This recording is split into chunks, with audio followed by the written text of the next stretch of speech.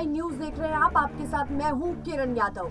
राजस्थान के सरदार शहर में उपचुनाव को लेकर भारतीय जनता पार्टी और कांग्रेस के अलावा सभी प्रत्याशियों के नामांकन के बाद अब प्रचार प्रसार का दौर जोरों पर है।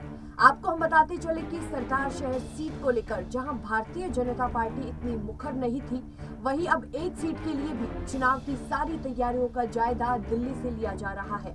बताया जा रहा है कि भारतीय जनता पार्टी इस सीट पर चुनाव जीतकर साल 2023 के लिए राजस्थान में मजबूती का एक बड़ा संदेश देना चाहती है। तो वहीं कांग्रेस पिछले उपचुनावों के नतीजों को देखते हुए बहुत ही ज्यादा कॉन्फिडेंट नजर आ रही है और एक यहाँ पर सहानुभूति की भी लहर देखने को मिल रही है। साथ ही साथ सहानुभूति की लहर के आगे भी जीत का दावा किया जा रहा है। मालूम हो कि अब तक हुए पिछले 8 उपचुनाव में भारतीय जनता पार्टी के खाते में सिर्फ और सिर्फ एक सीट आई है और ऐसे में भारतीय जनता पार्टी उपचुनाव का ट्रैक रिकॉर्ड सुधारने का भी एक उन पर दबाव बना हुआ है। बीते दिनों भारतीय जनता पार्टी ने सरदार शहर में 40 नेताओं की फौज भी चुनाव के लिए उतारी थी। आपको हम बताते चले कि कांग्रेस विधायक भंवरलाल शर्मा के निधन के बाद सरदार शहर सीट पर उपचुनाव हो रहा है, जहां कांग्रेस का फोकस उपचुनाव से इतर राहुल गांधी की आने वाली भारत जोड़ो यात्रा की तैयारियों पर है।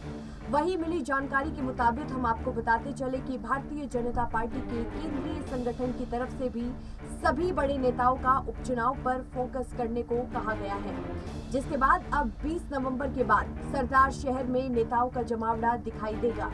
जानकारी होगी कि अशोक कुमार पिंचा पूर्व में विधायक रह चुके हैं और पिछला चुनाव वो 16,000 से ज्यादा वोटों से हार गए थे। ऐसे में भारतीय जनता पार्टी ने पार्टी के वरिष्ठ नेताओं को चुनाव की तैयारियों में लगा दिया है, जिससे पिछली बार हुई गलतियों को अब दोबारा से दोहराया ना जा सके। इसके अलावा भारतीय जनता पार्टी ने भंवरलाल शर्मा के भाई को भी अपने पाले में कर लिया है, जिससे ब्राह्मण वोट बैंक पर अब असर देखने को मिल सकता है। लेकिन मालूम हो कि सरदार शहर विधानसभा उपचुनाव के लिए 12 उम्मीदवार मैदान में आ चुके हैं, जहां कांग्रेस की तरफ से अनिल शर्मा, भारतीय जनता पार्टी की तरफ से अशोक कुमार पिंचा, आरएलपी से लालचंद्र मूर, तो वहीं सीपीएम से यहां पर Sabarmal Meghwal, Indian People's Green Party से परमारम नायक है और निर्दलीय से उमेश साहू, प्रेम सिंह, सुभाष चंद्र, राजेंद्र भांबू, विजयपाल शोरान के साथ साथ यहाँ पर बहुत सारे नाम हैं जो अब मैदान में उतर चुके हैं। गौरतलब है कि उपचुनाव में राजस्थान का इतिहास रहा है कि यहाँ सहानुभूति की लहर चुनाव का पासा पलट देती है। आपको याद होगा कि बीते साल तब वल्लभ नगर में कांग्रेस के दिवंगत विधायक गजेंद्र सिंह की पत्नी प्रीति और सोहाड़ा सीट से कांग्रेस के दिवंगत विधायक कैलाब त्रिवेदी की पत्नी गायत्री देवी और सुजानगढ़ से कांग्रेस के दिवंगत विधायक मास्टर भंवरलाल मेघवाल के पुत्र मनोज मेघवाल के नाम पर मतदाताओं ने मोहर लगाई थी। तो वहीं भारतीय जनता पार्टी ने धरियाबंद से पार्टी विधायक यहाँ पर गौतम लाल मीणा के निधन के बाद उपचुनाव में उनके बेटे कन्हैया लाल मीणा का टिकट काटा और खेत सिंह को चुनाव लड़ाया। तो कांग्रेस के पूर्व विधायक नगराज मीणा के सामने भारतीय जनता पार्टी का उम्मीदवार हार गया, क्योंकि कन्हैया लाल मीणा का टिकट काटने से वहां पर एक सिंपैथी वोट बैंक पूरा कांग्रेस के पास शिफ्ट हो गया।